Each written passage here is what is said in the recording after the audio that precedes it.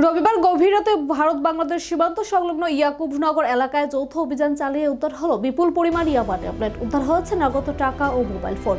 যদিও মূল অভিযুক্ত পুলিশের চোখে ধুলো দিয়ে পালিয়ে যায়।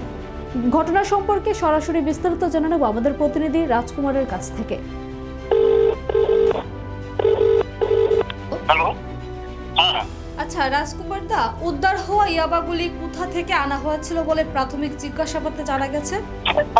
প্রথমে তোমাকে জানিয়ে রাখি, সেটা গতকাল রাত আনুমানিক 11টা নাগাদ কদমতলা থানা এলাকা ইয়াকুবনগর বিওপি 97 নং ব্যাটালিয়নের বিএসএফ জওয়ানরা ওই এলাকা থেকে তাজউদ্দিন নামে এক ব্যক্তির বাড়ি থেকে ওই ইয়াবা ট্যাবলেটগুলি উদ্ধার করেছিল এবং সেটি পরবর্তী সময় সেটার সঙ্গে জড়িত নিজামউদ্দিন নামে এক ব্যক্তিকেও পাকড়াও করে কদমতলা থানায় নিয়ে আসে।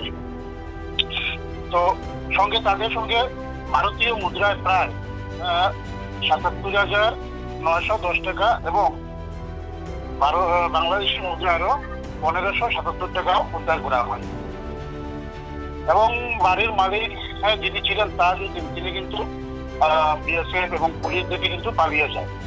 তাকে আর পাকড়াও করা হয়নি।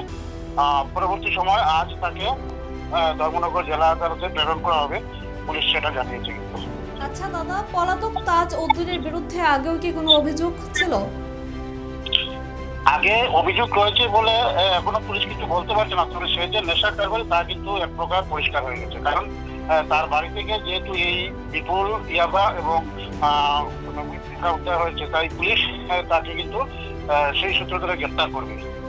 আচ্ছা দাদা, আপনার কাছে আমার শেষ প্রশ্ন, সীমান্ত এলাকা হওয়া এই চক্রের সঙ্গে কি বাংলাদেশি পাচারকারীদের যোগসূত্রের প্রমাণ মিলছে? অবশ্যই, সেটা তো বারবার হয়ে আসছে। ইন্দো বাংলা সীমান্তে একটা পাচার বাণিজ্যের করিডোর গড়ে উঠেছে। যদিও এখানে আপনার এই সীমান্তরক্ষী জওয়ানরা টহলদারি হয়েছে, কিন্তু তারপরেও কিন্তু সেখানে কিন্তু চোরা কারবারিরা অত্যন্ত তৎপর।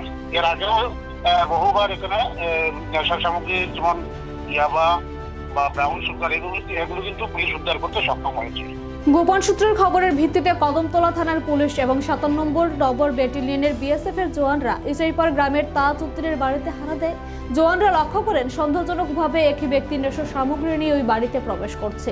পুলিশের উপস্থিতি টের পেয়ে বাড়ির মালিক তাজউদ্দিন পালিয়ে গেল। ঘটনাস্থল থেকে হাতে নাতে ধরা পড়েছে নাজিমউদ্দিন নামের এক কারবারি। ধৃত নাজিম ধর্মনগর ভাগ্যপুরের বাসিন্দা বলে জানা গেছে। তল্লাশিতে উদ্ধার হলো 10টি প্যাকেটে মোট ১,৯২৯টি ইয়াবা ট্যাবলেট। বাজার মূল্য প্রায় ২০ লক্ষ টাকা, নগদ ৭৭,৯১০ টাকা এবং বাংলাদেশি মুদ্রা ১,৫৭৭ টাকা, 4টি দামি স্মার্টফোন।